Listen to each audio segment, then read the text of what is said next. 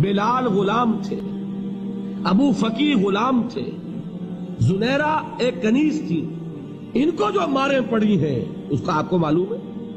حضرت بلال کے ساتھ جو کچھ امیہ ابن خلف نے کیا کہ جس طریقے سے کہ حیوانوں کی لاشیں جو ہے کھینچ کر گھسیٹ کر لے جائی جاتی ہیں، ان کی گردن میں رسی ڈال کر گھسیٹتے، اسی طریقے سے حضرت بلال کے گردن میں رسی ڈال کر پھر دوپہر کے وقت مکے کی سنگلاخ گلیوں کے اندر گھسیٹا جاتا تھا.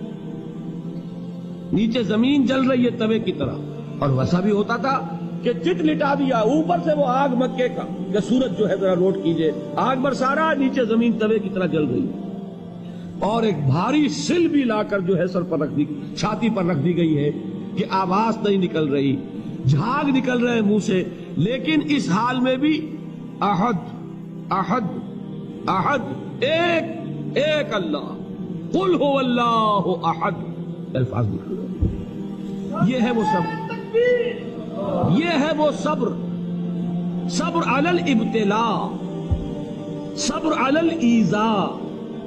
یہ ابتلاء اور ایذاء پر صبر ہے.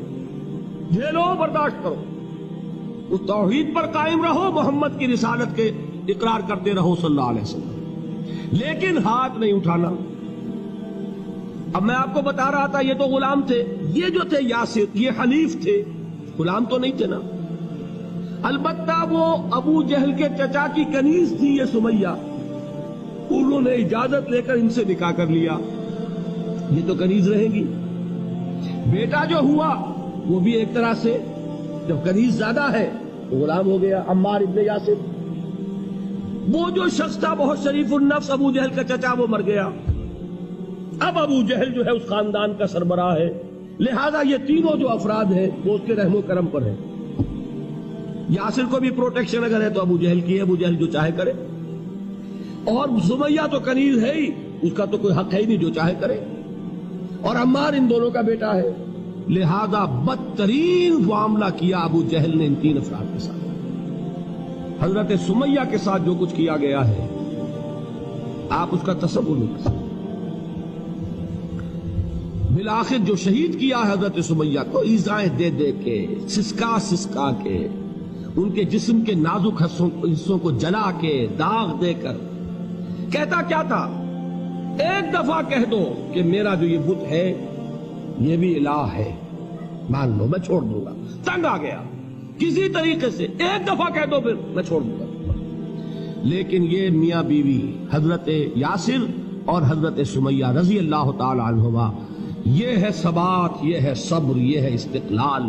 ایک مرتبہ بھی کہنے کے لیے تیار نہیں، جو چاہو کر لو، اب ہم تو اس سے پیچھے نہیں.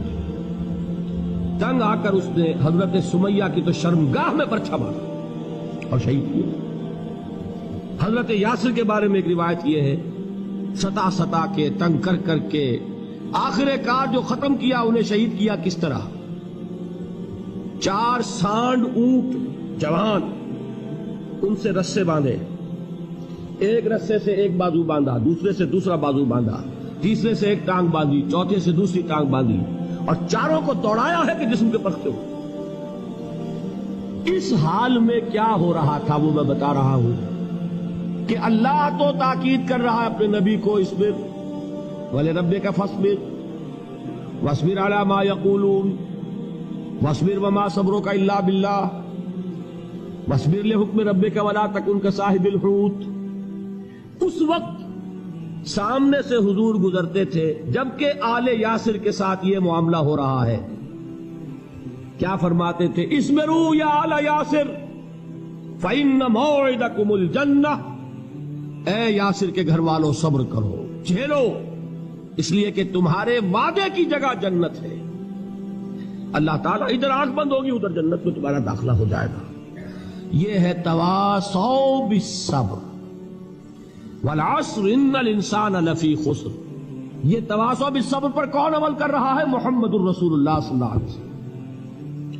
اس میں بھی ایک بات ہے، وہ بھی سمجھ لیجئے، دین میں جہاں عظیمت ہے رخصت کا پہلو بھی ہے. یہ جو نوجوان تھے، یہ بوڑھے والدین کا تو وہ مقام ہے، یہ رتبہ بلند ملا جس کو مل گیا. ہر مدعی کے واسطے دار و رسم کہاں؟ حضرت سمیہ اور حضرت یاسر.